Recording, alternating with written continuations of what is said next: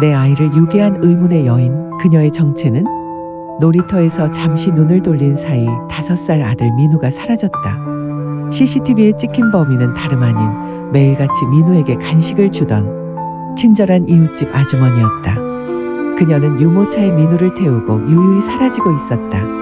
나, 수연에게 민우는 삶의 전부였다. 결혼 5년 만에 얻은 소중한 아이였고 평생을 바쳐 지키고 싶은 보물이었다.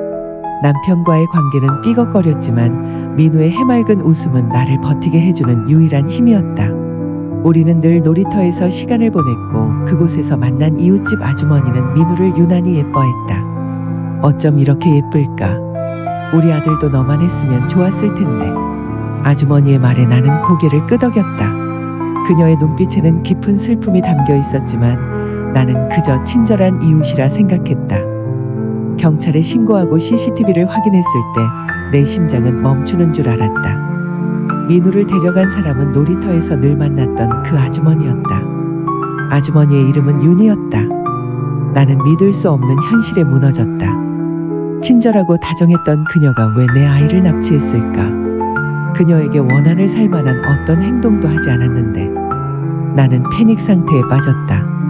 그때 경찰은 윤희 씨의 집을 수색했고 그곳에서 충격적인 사진 한 장을 발견했다.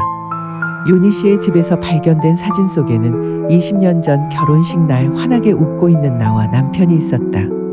그런데 사진 뒤에는 날카로운 글씨로 복수라는 단어가 쓰여 있었다.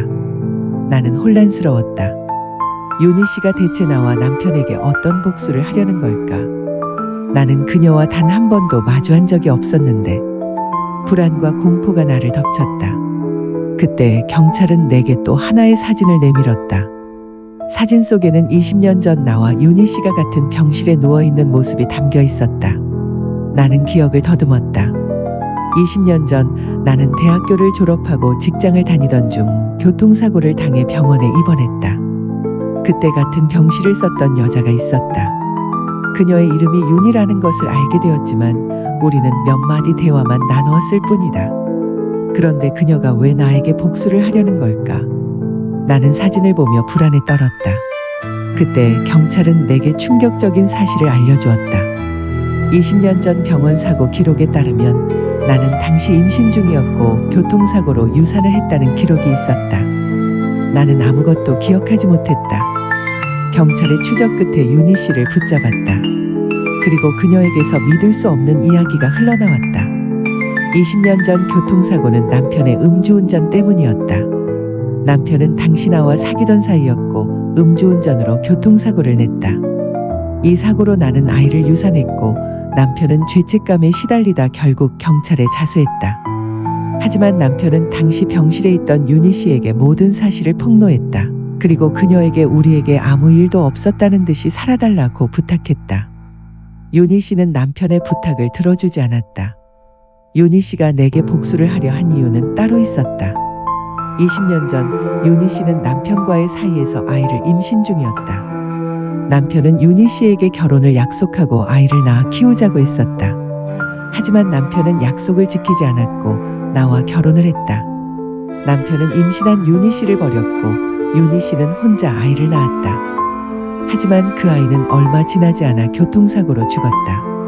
그 교통사고는 바로 내가 겪었던 사고였다. 남편은 나와 윤희 씨 사이에서 이중생활을 하고 있었고 나와 윤희 씨는 같은 남자에게 배신당한 것이었다. 나는 절망과 분노에 휩싸였다. 남편은 내가 잃어버린 아이의 아빠가 아니었다. 결국 내 아이를 유괴한 것은 나를 향한 복수가 아니었다. 사랑과 배신에 대한 처절한 절규였다. 남편은 두 여자에게 씻을 수 없는 상처를 주었고 두 아이의 죽음에 대한 책임이 있었다. 나는 모든 진실을 알게 된 후 남편을 버리고 홀로 아이를 키우기로 다짐했다. 나는 윤희 씨를 찾아가 그녀의 아픔을 위로했다. 그리고 그녀의 손을 잡으며 말했다. 우리 함께 벌레 같은 남편에게 복수해요. 이 모든 진실을 알게 된 나는 아들을 지키기 위해 처절한 복수를 시작할 것이다.